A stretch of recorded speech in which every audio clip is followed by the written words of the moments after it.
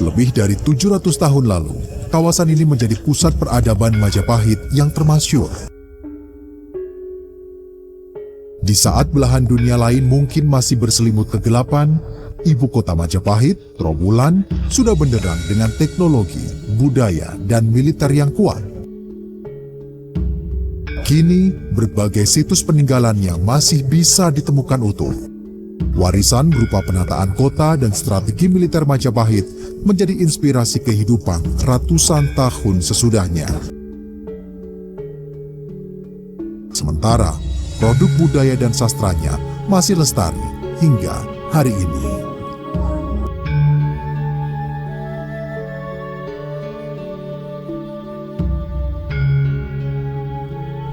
Majapahit adalah entitas yang amat penting dalam peradaban di Indonesia. Beragam peninggalan berupa candi dan artefak menunjukkan kebesarannya.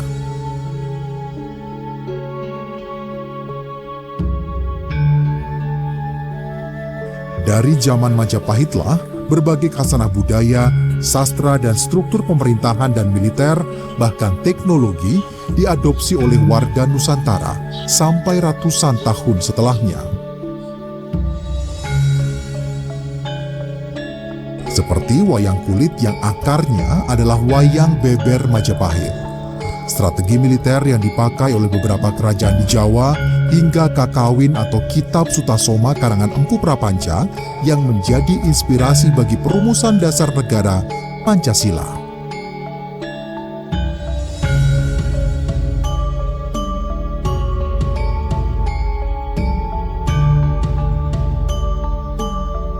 Tetapi, Majapahit juga anomali. Sebuah kerajaan terkaya dan terbesar yang pernah ada di Nusantara, tetapi hanya bertahan tidak lebih dari 2 abad. Berdiri sejak 1293, Majapahit sudah benar-benar runtuh sebelum tahun 1500.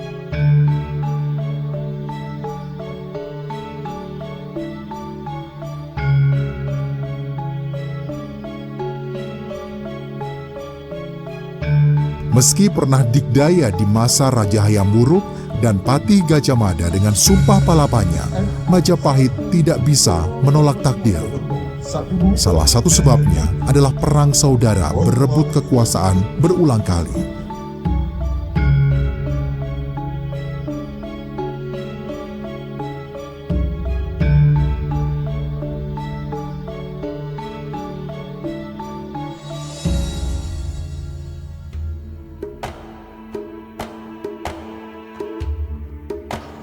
Majapahit yang menjadi besar dalam waktu singkat tidak bisa lepas dari bagaimana Raja pertama, Raden Wijaya, membangun Trowulan sebagai kota raja atau ibu kota.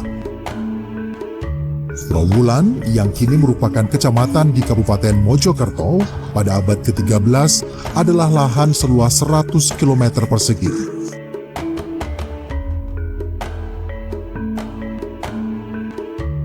Saat itu, di Trowulan dibangun pusat pemerintahan, permukiman, militer, dan pusat peribadatan.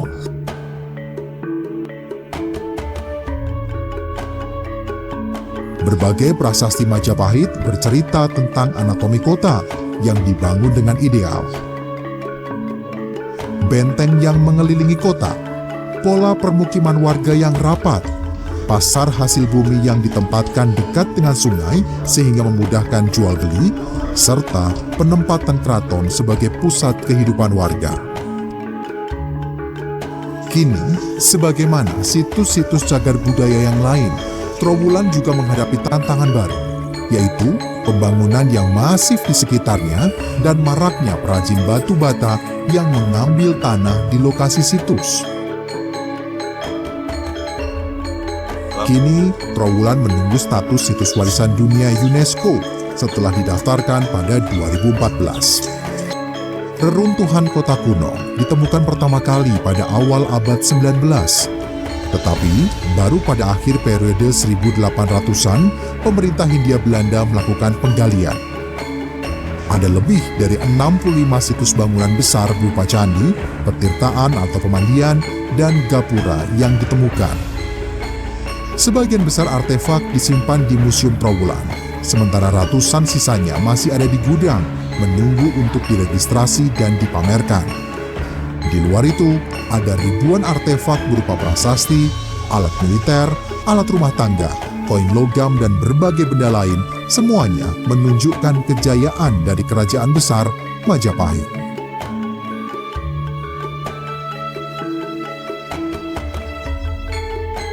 Semua situs berupa candi, pintu gerbang, petirtaan, maupun gapura yang ditemukan terbuat dari batu bata merah.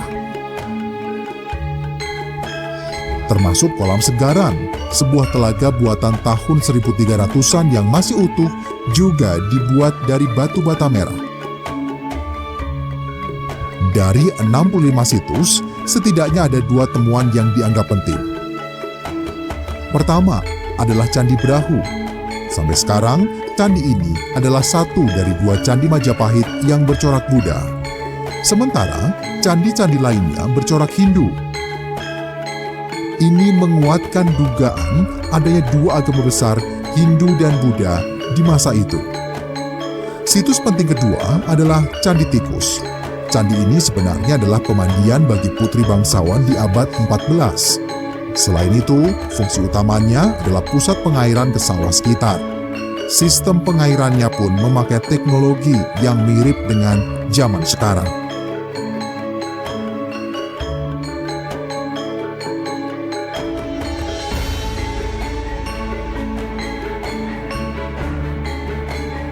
Sejak ditetapkan sebagai situs cagar budaya nasional pada 2012, kepemilikan dan pemugaran semua situs di Trowulan ditangani oleh Balai Pelestarian Cagar Budaya Jawa Timur. Sesuai kaidah, pemugaran tidak hanya sekedar mengupayakan situs tersebut tetap berdiri kokoh, tetapi juga membuatnya sesuai dengan kondisi asli.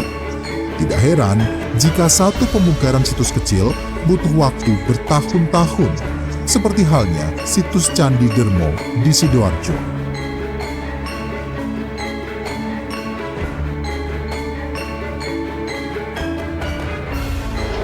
Berbeda dengan kerajaan-kerajaan Nusantara masa lampau, Majapahit memberi perlindungan terhadap pemeluk agama di luar agama Hindu sebagai agama resmi. Meski didominasi Hindu dan Buddha, komunitas Islam diberi fasilitas dan dibiarkan berkembang. Ini dibuktikan dengan ditemukannya makam Islam bertarikh 1349 di Troloyo, Trowulan. Dari sisi sosial budaya, peradaban Majapahit bisa jadi adalah wajah Indonesia di masa lampau. Pluralisme Indonesia sudah menjadi nafas sejak zaman Majapahit. Meski perang saudara kerap terjadi, semua bukti sejarah tidak mencatat satupun perang atau invasi yang berhubungan dengan agama.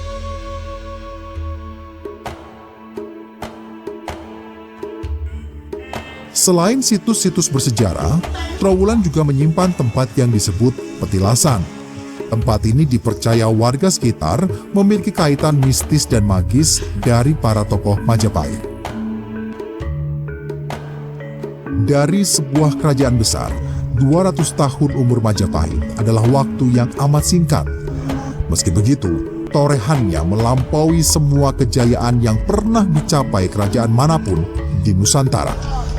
Lewat Sumpah Palapa oleh Mahapati Gajah Mada pada 1334, pengaruh Majapahit menyeruak dari Maluku, Sumatera, hingga sebagian Asia Tenggara yang ditaklukkannya.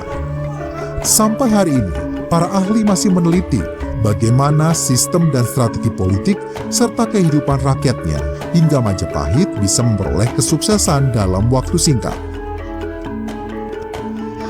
Di tengah keterbatasan bukti sejarah, para ahli berhasil mengungkap pola permukiman Majapahit, khususnya di ibu kota Trowulan. Mereka juga merekonstruksi rumah penduduk di zaman Majapahit.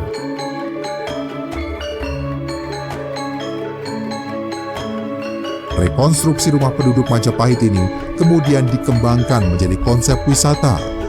Tahun 2014, pemerintah Jawa Timur membiayai pemugaran 175 rumah warga Trowulan agar lebih bernuansa kuno.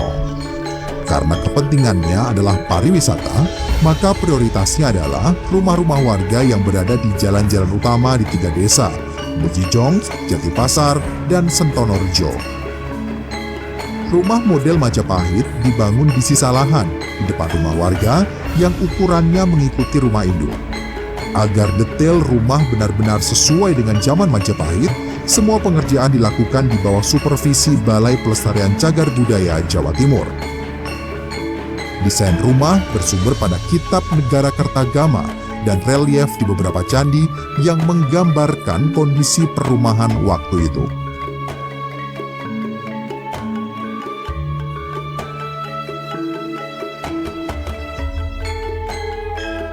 Warga desa menggunakan bangunan rumah Majapahit untuk berbagai keperluan.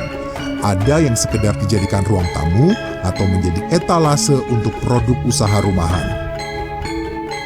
Tetapi, ada beberapa warga yang memanfaatkannya untuk disewakan. Tarifnya beragam, 50.000 untuk menginap semalam. Jika lesehan, ruangan kecil ini mampu menampung tidur 5-7 orang.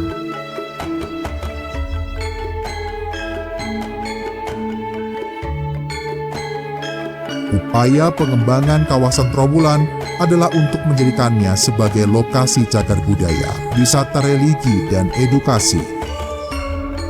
Wisata Trowulan lebih membutuhkan keaslian, lokasi-lokasi otentik, dan yang berhubungan dengan riwayat Majapahit. Beberapa sudah dimulai, seperti pembangunan patung Buddha tidur terbesar ketiga di dunia oleh swasta. Ini untuk menandakan Trowulan juga pernah menjadi pusat peradaban Buddha di abad 13 hingga 15.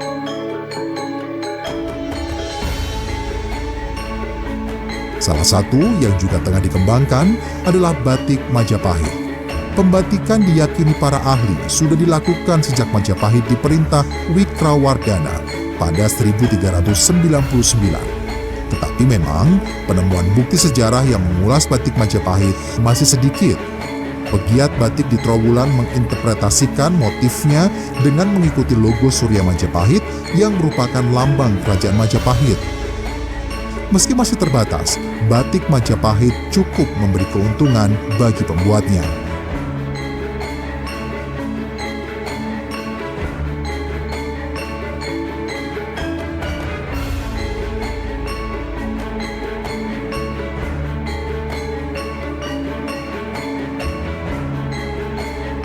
Trowulan adalah lokasi terlengkap untuk mengungkap semua tentang Majapahit. Sementara, kawasan ini terus tumbuh sebagai lokasi wisata. Trowulan juga merupakan cagar budaya yang harus dijaga keasliannya, agar kita tidak pernah lupa, di sini pernah berdiri Majapahit, kerajaan terbesar di Indonesia.